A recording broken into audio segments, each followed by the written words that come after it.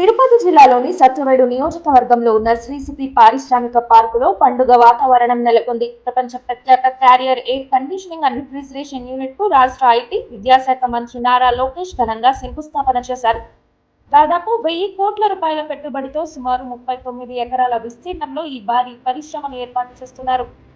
ఈ యూనిట్ రాకతో ఆంధ్రప్రదేశ్ పారిశ్రామిక రంగంలో మరో మైలురాయిని అధిగమించింది. దీని ద్వారా సుమారు 3000 మందికి పైగా స్థానిక యువతకు ఉద్యోగ, ఉపాధి అవకాశాలు లభిస్తాయని అంచనా వేస్తున్నారు.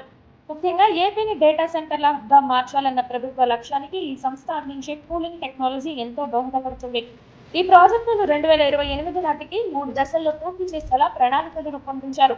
ఈ సందర్భంగా మంత్రి లోకేష్ మాట్లాడుతూ రాష్ట్రంలో పెట్టుబడులు పెట్టేందుకు వచ్చే పారిశ్రామికవేత్తలకు ప్రభుత్వం అన్ని విధాలా సహకరిస్తుందని, వేగవంతమైన అనుమతులు కల్పిస్తామని హామీ ఇచ్చారు.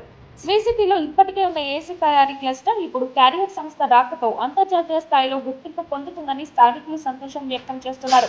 ఈ సంస్థ ద్వారా ప్రాంతీయ ఆర్థిక వ్యవస్థ బలోపేతం కావడంతో పాటు యువతకు ఉజ్వల భవిష్యత్తు లభిస్తుందని ప్రభుత్వం ఆశాభావం వ్యక్తం చేస్తోంది.